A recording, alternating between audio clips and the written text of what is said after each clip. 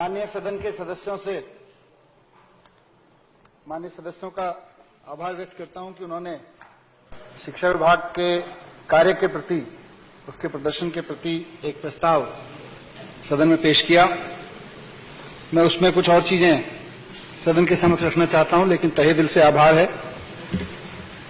मैं सभी सदस्यों का, दिल्ली के सभी बच्चे जो दिल्ली के स्कूलों में पढ़ते हैं उनकी तरफ से, सभी पेरेंट्स की तरफ से, सभी शिक्षकों की तरफ से, सभी प्रिंसिपल्स की तरफ से, अपने सभी शिक्षा विभाग के अधिकारियों की तरफ से, अपने सभी एसएमसी मेंबर्स की तरफ से इस विधानसभा का, इस सदन का धन्यवाद करता हूं कि आपने, और अपने सभी एडवाइजर्स की तरफ से, क्योंकि बहुत सारे एडवाइजर्स, वॉलंटियर्स दिन रात काम कर रहे हैं एजुकेशन को लेके, उन सब की तरफ से सदन का बहुत बहुत आभार व्यक्त करता हूं कि आपने इस शिक्षा के काम को इस योग्य समझा कि इस सदन में उस पर थोड़ी सी चर्चा हो, उसके ऊपर उसको एप्रिसिएशन मिले। मैं लास्ट में विजेंद्र गुप्ता जी ने कहा आंकड़ों की जगलरी, ये जगलरी जुमले हमारे काम नहीं है, जगलरी और जुमले तो आपके काम हैं। हमारे काम तो, क्योंकि देखिए एक बुनियादी अंतर है, और वो उनका मुझे पता था, उनका समर्थन इस मुद्दे पे मिलेगा नहीं, क्योंकि ये फर्जी राष्ट्रवाद में यकीन करते हैं, हम शिक्षित राष्ट्रवाद में यकीन करते हैं। हमारे लिए शिक्षित राष्ट्र समर्थ राष्ट्र है, इनके लिए फर्जी राष्ट्रवाद से राष्ट्र निकलता है। तो मुझे इनसे अपेक्षा थी, उन्होंने वही किया जो इनसे अपेक्षा थी, क्योंकि देश के गरीब बच्चे अगर पढ़ने लगे तो इनका फर्जी राष्ट्रवाद एक मिनट नहीं टिकेगा। देश के गरीब बच्चों को अगर अच्छी शिक्षा मिल जाए तो किसी का फर्जी राष्ट्रवाद एक मिनट नहीं टिकेगा, सब हवा निकल जाएगी। इसीलिए ये विरोध करते हैं इस चीज का। अध्यक्ष महोदय, कुछ आंकड़े रखे गए। मैं ये कहना चाहता हूं कि दिल्ली का क्या, देश का भी, क्योंकि शिक्षा में कंपैरिजन कोई बहुत अच्छी चीज नहीं है, इस राज्य का इतना, इस राज्य का इतना, लेकिन इतना जरूर कहूंगा कि माननीय नेता प्रतिपक्ष को कि देश भर में बीजेपी शासित जितने भी राज्य हैं, किसी भी एक व्यक्ति से जिसको थोड़ा बहुत मैथमेटिक्स आता हो, ऐसे ही नहीं, किसी जगलरी से नहीं, बीजेपी शासित जितने भी राज्य हैं उनका रिजल्ट और दिल्ली का रिजल्ट कंपेयर करवा लीजिए, आपके बीजेपी शासित राज्यों से दोगुना ना निकल जाएगा।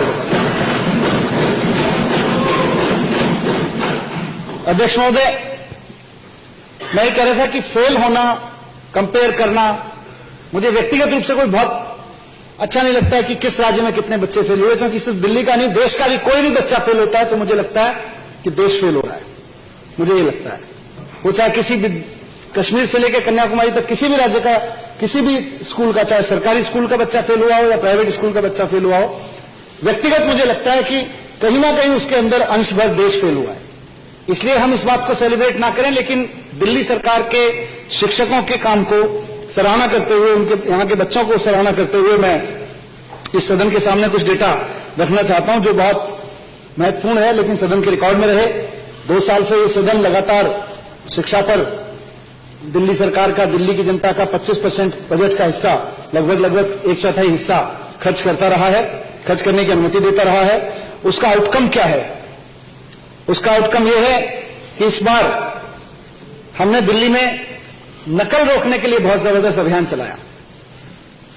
मुझे कई अधिकारियों ने भी कहा, मुझे कई शिक्षकों ने भी कहा कि साहब आप थोड़ा बहुत तो रखिए, थोड़ा बहुत सॉफ्ट कॉर्नर रखिए।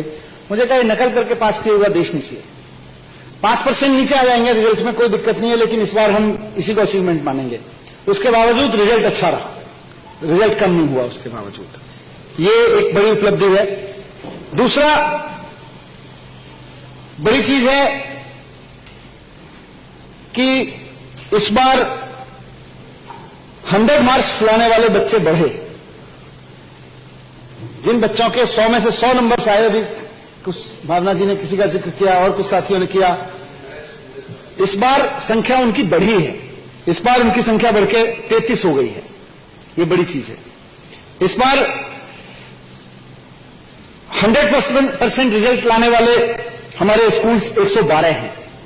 ये छोटी संख्या नहीं है। इस बार 90% से ज्यादा रिजल्ट लाने वाले हमारे स्कूल 554 हैं। सरकार की।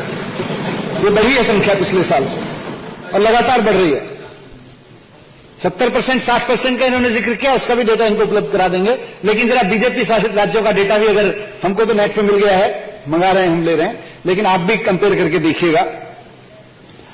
अध्यक्ष महोदय, अच्छी चीज यह है कि देश में केंद्रीय विद्यालय बहुत अच्छा काम कर रहे हैं और केंद्रीय विद्यालयों का रिजल्ट हमेशा अच्छा रहा है।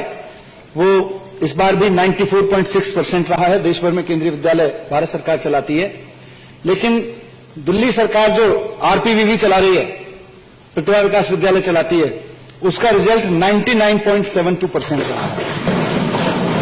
केंद्रीय विद्यालय के मुकाबले दिल्ली के प्रतिभा विकास विद्यालय कहीं आगे रहे हैं। दिल्ली में मैं भी डेटा देख रहा था, जो सीबीएसई का प्रेस रिलीज था, उसको भी मैं देख रहा था। पूरे दिल्ली का जो पास आउट परसेंटेज है वो 88.37% है।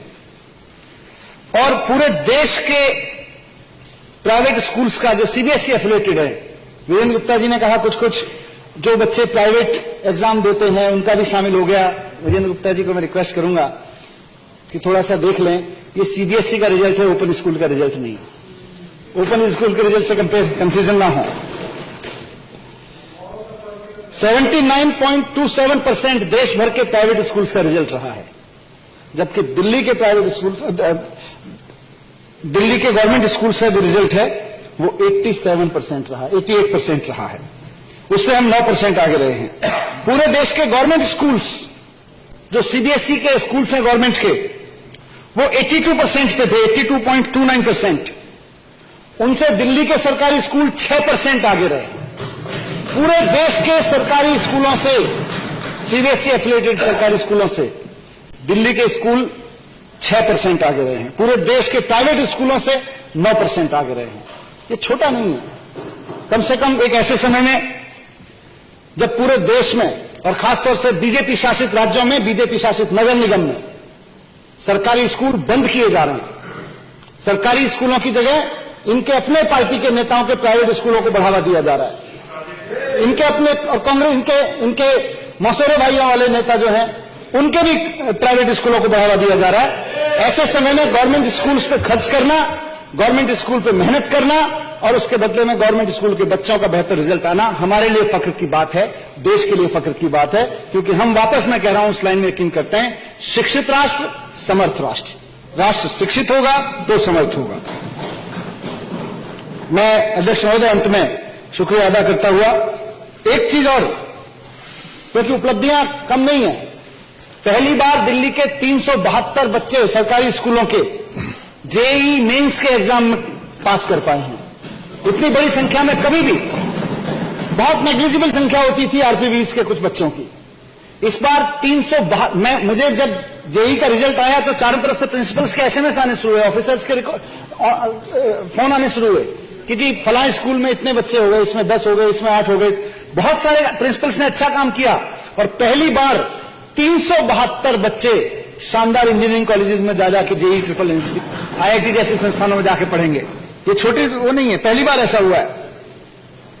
और अंत में ये कहना चाहूंगा कि देखिए, प्राइवेट स्कूलों में जो बच्चे जाते हैं उनमें से सबकी नहीं, लेकिन बहुत सारे लोगों की तनख्वाह 10-10, 15-15 लाख भी होती है, 2-2, 3-3 लाख भी होती है, और जिनकी 2-3 लाख होती है, 50,000 होती है, वो बेचारे किस तरह से मेहनत करके अपना पेट काट के, अपने परिवार का खर्चा काट के कैसे प्राइवेट स्कूल की फीस और कैपिटेशन फीस देते हैं, ये हम सब जानते हैं। लेकिन सरकारी स्कूलों में जो बच्चे आ रहे हैं, उनके माता पिता की संख्या, उनके माता पिता की तनख्वाह बामुश्किल 15-16 हजार है बहुत सारे बच्चों के। 50% बच्चे ऐसे हैं जिनके, मैं तो जाता हूं स्कूल में, बच्चों से पूछता हूं आपके पेरेंट्स क्या करते हैं, आपके पेरेंट्स क्या करते हैं। 70-80% बच्चों के पेरेंट्स बेहद गरीब, 10 से 15 हजार मुश्किल से उनके परिवार की आमदनी होगी। वो उसमें किसी खोली का, किसी घर का, किसी कमरे का किराया भी देते हैं, अपनी आजीविका भी चलाते हैं, अपने बच्चों को भी थोड़ा बहुत सुविधाएं देते हैं। उनको पढ़ाना, मुझे लगता है उनके लिए कुछ करना पुण्य का काम है, वो बहुत जरूरी है, वो हम कर रहे हैं। हमारे इन बच्चों, जितने बच्चे पास हुए हैं जो टॉपर है उसकी मदर ने मुझे बताया कि जी हमारे घर में अगर वो हमारे 99.7 प्रतिभा स्कूल के आए हैं बच्चों के, जो बच्ची जिसने टॉप किया है वो बच्ची की मदर मुझे बता रही थी कि हमारे घर में अगर लाइट चली जाए तो हम अपनी बच्ची के लिए इन्वर्टर नहीं ला सकते। बच्ची पढ़ने में बहुत अच्छी थी, ढांसा गांव की।